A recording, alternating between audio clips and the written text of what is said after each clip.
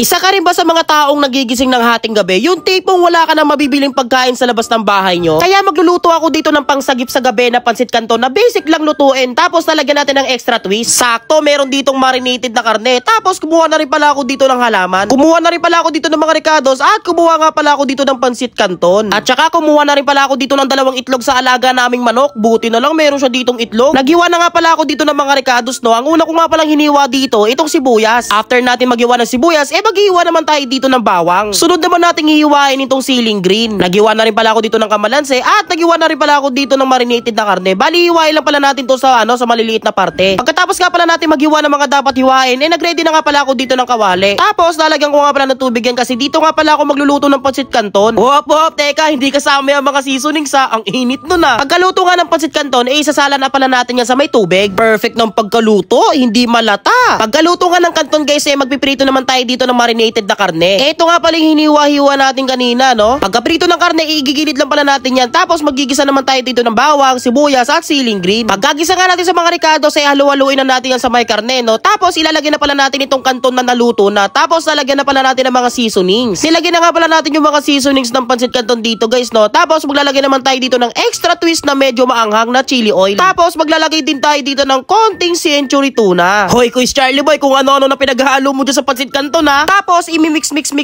na natin yan, no? Para mag-combine yung mga pinaglalagay natin na kung ano-ano. At ilalagay na pala natin dito sa may plato. Tapos pipiga naman natin ng kamalanse, no? Para maasim-asim. Tapos lalagyan natin ng halaman. Tapos kakain na tayo. Ay, bahaw.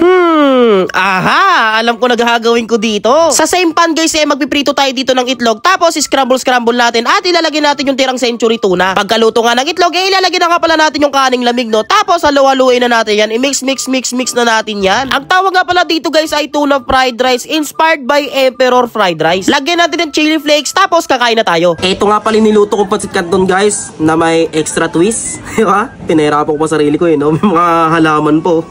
Tikman nga natin. Ano lang natin to guys, invento. Kung ano yung nakita natin sa rep, yung ihalo natin sa pansit canton. Tikman natin.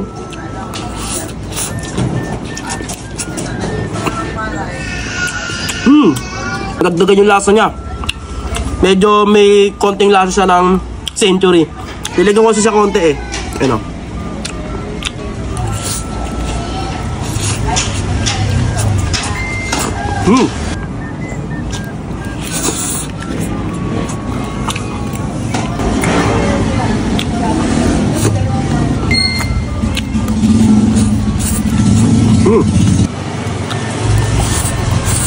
Ganun pa rin yung lasa niya guys.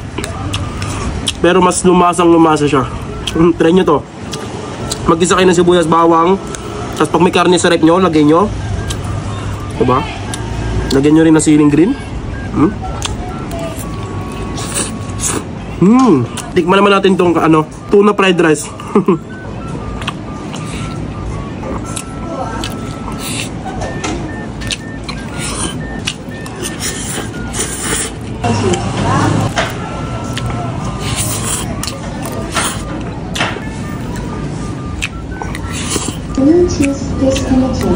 Buso natin dito.